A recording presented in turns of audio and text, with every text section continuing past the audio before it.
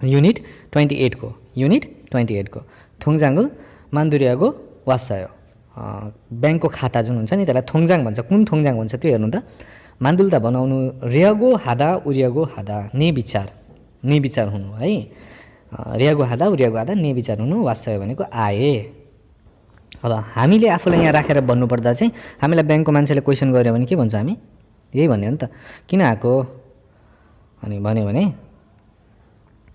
थोङजाङगु मान्दुरियागो वासायो bank खाता बनाउने विचारले आए भनेर भन्छ नि अब यहाँ खल्लिदा भनेको लाग्नु समय रुगाखोकी लाग्नु ख्यालहोन्सिक भनेको विवाह समारोह यो च्याप्टरमा छ त्यही भएर मैले पढाएको यो मैले आफैले बनाएर हालेको हैन खेजुवा बन भनेको खाता नम्बर हाम्रो एकाउन्ट नम्बर एसी नम्बर हुन्छ नि एकाउन्ट नम्बर त्यो खेजुवा इजे खाता ट्रान्सफर एउटा खाताबाट अर्को खातामा पैसा जुन ट्रान्सफर गर्छ नि खेजुवा इजे है खोगेक ग्राहक खुङ्ने छ देशभित्र खुङ्ने छ देशभित्र खुङ्ने छ देशभित्र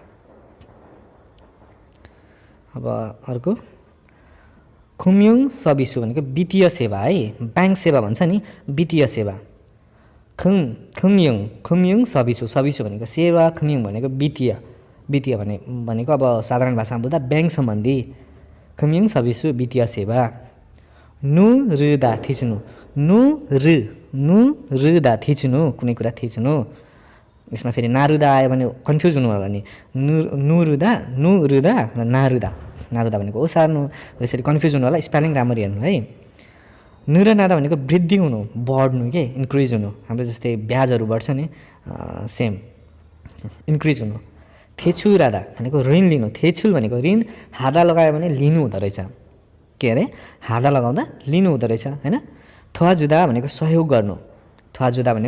सहयोग गर्नु मैले भिडियो बनाएर तपाईहरुलाई सहयोग गरिरहेछ थवा गरिरहेछ अब तपाईहरु लाइक शेयर सब्स्क्राइब कमेन्ट गरेर मलाई थवा गरिदिनुस् हैन थवा जुसे हो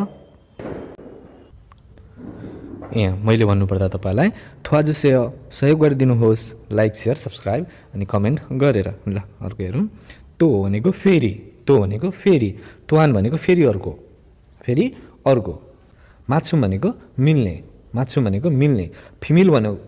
फिमेल भन्नु भनेको गोप्य नम्बर पासवर्ड है पासवर्ड सानुन भनेको बस्ने यो सानुन भनेको सादा भनेको किन्नु हुन्छ फेरि किन्ने भनेर बुझ्नु होला किन्ने हैन बस्ने भन्ने नि त यो कसरी भयो जस्तै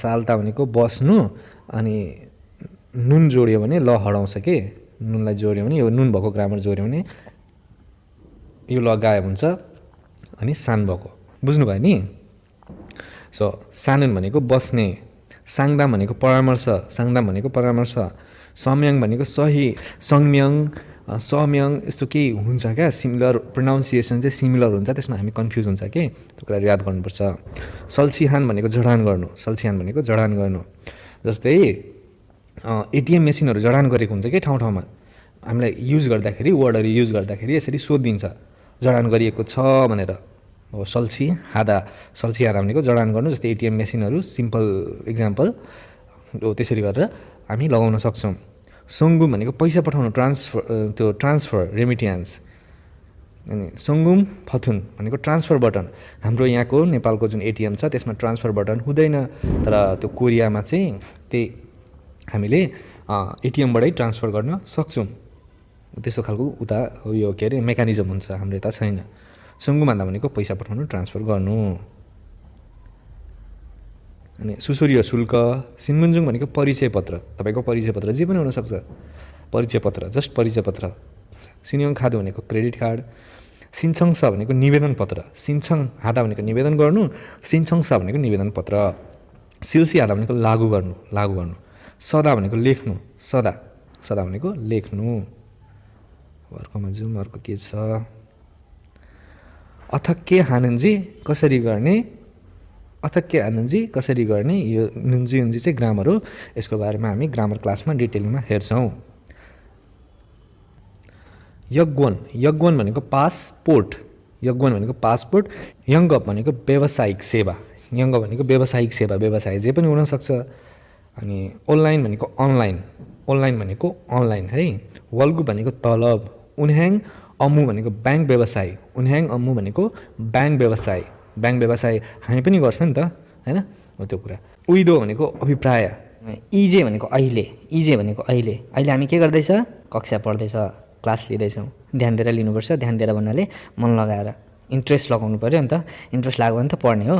इन्टरनेट ब्याङ्किङ, इन्टरनेट ब्याङ्किङ त अहिले त एकदम फेमस छ नि त, इन्टरनेट ब्याङ्किङ होइन, यो पढ्न पाइन्छ। अनि इब्गुम भनेको जम्मा गर्नु, यो नि इब्गुम हेर्नु त, इब्गुम भनेको जम्मा गर्नु है, इब्गुम भनेको जम्मा गर्नु, छुल्गुम भनेको निकाल्नु।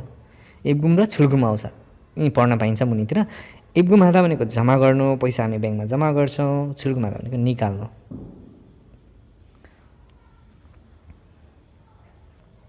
इप्ता, इप्ता भनेको लगाउनु पोल्नु हुन्छ ल। इप्ता भनेको लगाउनु पोल्नु, बुझ्नुभयो।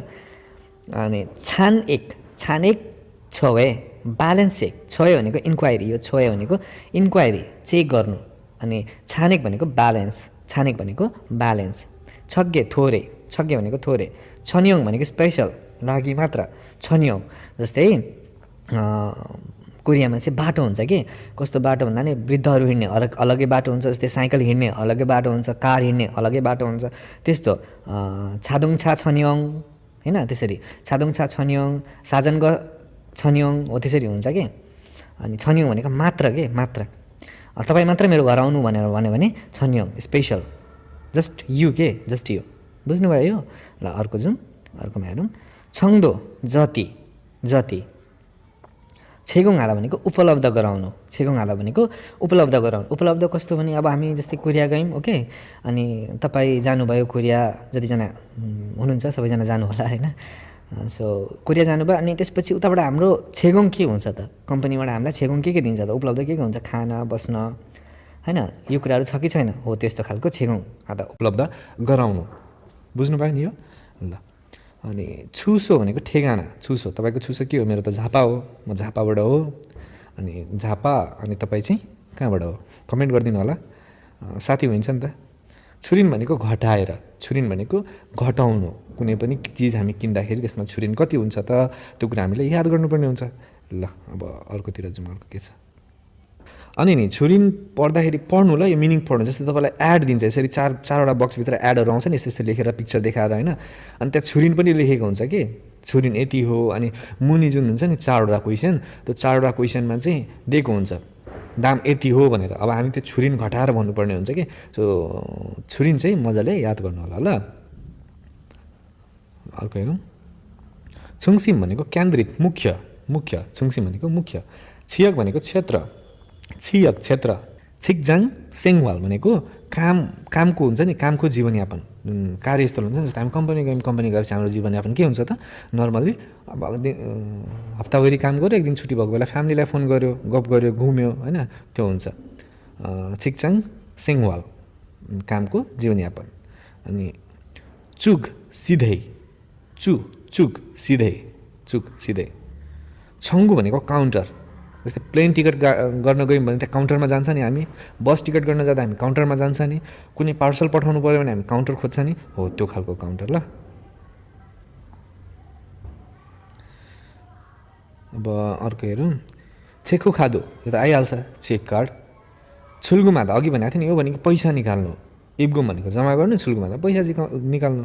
थोङजाङ भनेको खाता। थोङजाङ कसरी लेखेको छ हेर्नुहोस्, 2019को एक्जाममा तपाईँको म्याक्स फेल हुने भनेको यो थोङजाङ, थोन्जङ यस्तो कुराहरू आएको थियो कि, डलर होइन, अनि छाप स्ट्याम्प हुन्छ नि, स्ट्याम्प अनि खाता यस्तो आइदिएको थियो कि, एकैचोटि दिएको थियो कि, त्यहाँ धेरैजना फेल हुनुभएको छ, याद गर्नु होला। थोङजाङ छङ्ने भनेको पासबुक अपडेट, अपडेट भनेको अब अपडेट गराइराख्नुपर्ने हुन्छ, म्याथ सकिन्छ।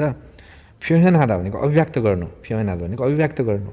हारिन भनेको छुट, फेरि हारिन भनेको अर्को छुट छ, अघि हामीले अर्को छुट परेको थियो, यहाँ हारिन भनेको पनि अर्को छुट छ।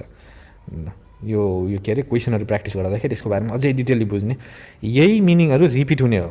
मैले पढाउने कारण चाहिँ यही मिनिङहरू हाम्रो क्वेसनमा, प्याराग्राफमा, अनि एडहरू जुन आउँछ त्यसमा सबै नि यो के अरे घुमाएर दिएको हुन्छ कि, त्यहीँबाट हामीले केलाएर निकाल्नुपर्छ। तर यो चाहिँ बुझ्नु पऱ्यो, बुझेको हुनुपर्छ। हेवे विदेश, हेवे भनेको विदेश। हेवे सोङ्गो भनेको विदेश ट्रान्सफर, पैसा त्यो रेमिट्यान्स गर्छ नि, हो त्यो हेवे भनेको विदेश, सोङ्गो भनेको रेमिट्यान्स। अब अर्को हेरौँ त, ह्यान्गुम इन्सुल्की भनेको ATM automatic teller machine, automatic teller machine, any time money के भन्छ full form I don't know है। अनि ह्यान्गुम इन्सुल्की भनेको एटिएम मेसिन, एटिएम मेसिनबाटै कोरियामा प्रायः सबै हुन्छ, ट्रान्सफर हुन्छ, पैसा जम्मा गर्ने हुन्छ, सब थोक हुन्छ। वान्जनादा सोटही गर्नु, वान्जनादा सोटही गर्नु, पैसा साट्नु, साटासाट गर्नु। बुझ्नुभयो? ल आजको लागि यति।